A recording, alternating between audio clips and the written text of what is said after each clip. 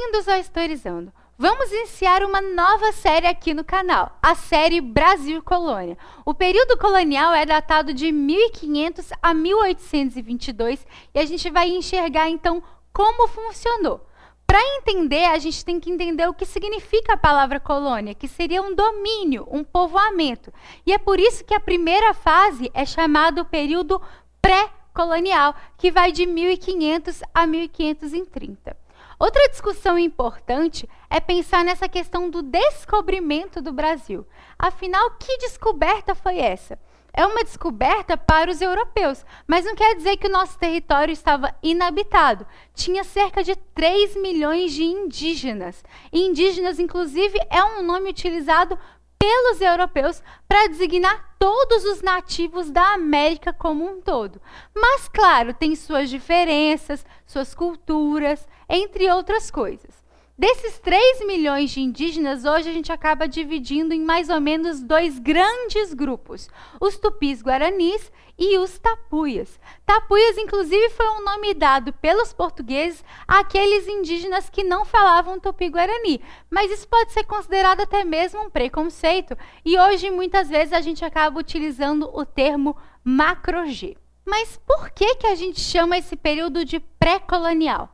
Bom, a princípio, os portugueses apresentavam uma negligência com relação ao território brasileiro. Então, mesmo em 1500, o Pedro Álvares Cabral tendo chegado aqui, foram feitas apenas algumas viagens para expedições e não se ocupou, não se dominou esse território nesses primeiros 30 anos.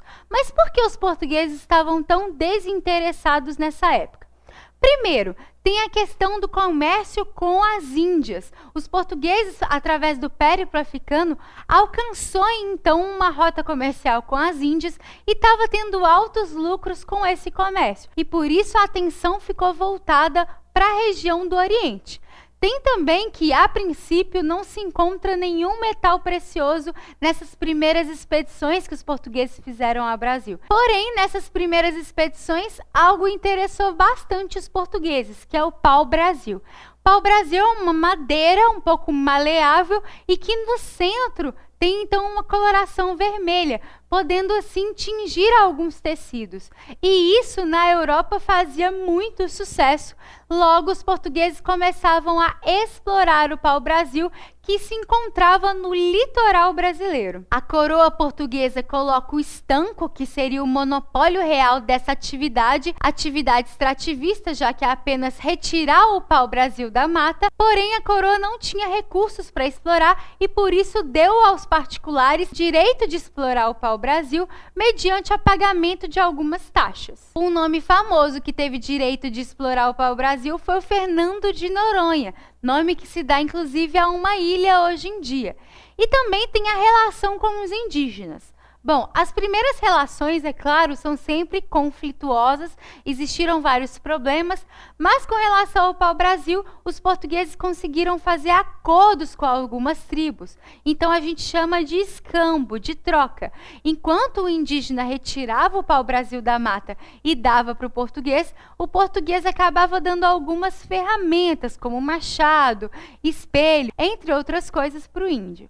Ah, mas o índio é bobo, né? Troca o pau-brasil, que valia muito, por um espelho, por um machado. Muito cuidado com esse tipo de pensamento. Primeiro, na época, o pau-brasil para o indígena era apenas uma madeira, que tinha bastante, inclusive, em todo o seu território.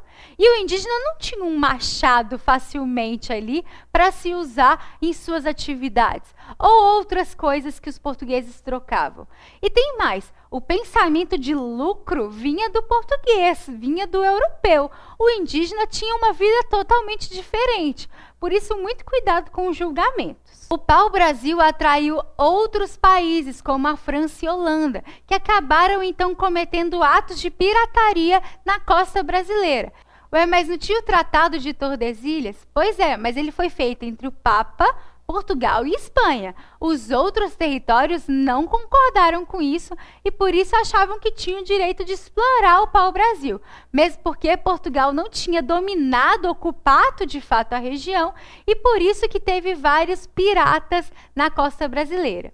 Tem também a relação entre pirata e corsário. Pirata é geralmente um particular que vai tentar saquear a carga de alguns navios. Já o corsário, a própria coroa, então, por exemplo, a coroa francesa, vai mandar então esses navios saquearem outros. Para se ter uma ideia, em 1532 conseguiu-se apreender um navio com 300 toneladas de pau-brasil, sinalizando então o interesse de outros territórios aqui no Brasil. E é por isso que o rei João III vai enviar uma expedição colonizadora em 1530 na tentativa então de instalar o que a gente chama de capitanias hereditárias para então ocupar a região e evitar essa presença estrangeira. Mas isso é assunto para outro vídeo, então fique ligado aqui no Historizando. Se você não é inscrito, se inscreva para acompanhar de perto essa série de Brasil Colônia. Curta o vídeo se você gostou, comenta aqui embaixo se tem alguma dúvida, eu vou deixar no box de informações o contato do estúdio. Muito obrigada pela sua atenção, um beijo e até a próxima!